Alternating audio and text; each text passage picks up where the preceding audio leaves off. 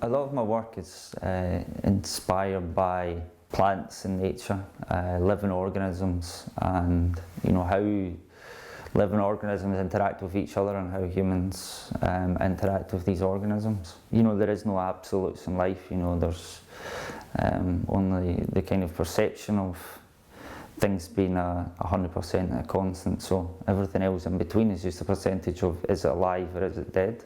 Maybe since a young age I've looked at a lot of objects and maybe imagined more what it'd be like to be alive, but then like your consciousness, your imagination, you imagine like what were the possibilities if it was alive, how would it move. Primarily I'm interested in shape change and shape morphing materials, and it's about combining them with more traditional materials and finding a balance. A lot of the materials I use are recycled electronic components, resistors, capacitors, LEDs, mini circuit boards. I do end up almost working that way, that things are almost like a little laboratory where it's all testing materials and processes, and then the glass in itself almost becomes like a chamber to kind of house then, which is the interactive element, which is your breath of life into it.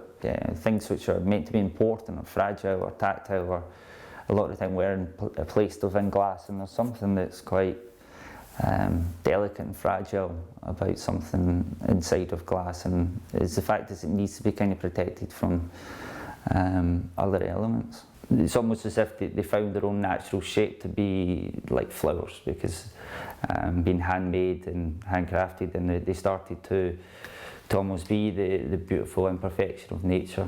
This little artificial flower created from recycled electronic components, which is encased in a bell jar. There is a little sensor at the front where, when it's in its kind of like little enclosed dome, there's a little sensor where you can blow into it, and when you blow into it, the object can change shape and light up and kind of like respond to you. It's almost as if your carbon dioxide going into a little jar is the one thing that then enables it triggers life for a brief moment.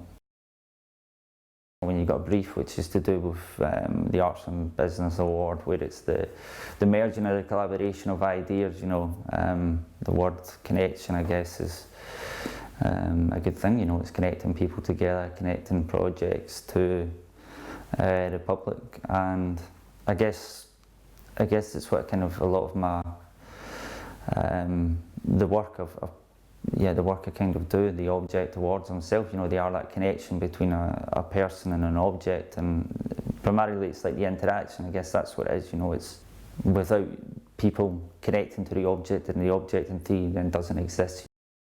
It's about other people seeing what I'm working on, and then it's the collaboration of ideas, and I end up talking a project through with someone, and then they give me a better output, a better kind of goal, and everything just seems to come together. So in theory, I know I can only get myself so far. I need other people to then capture that moment.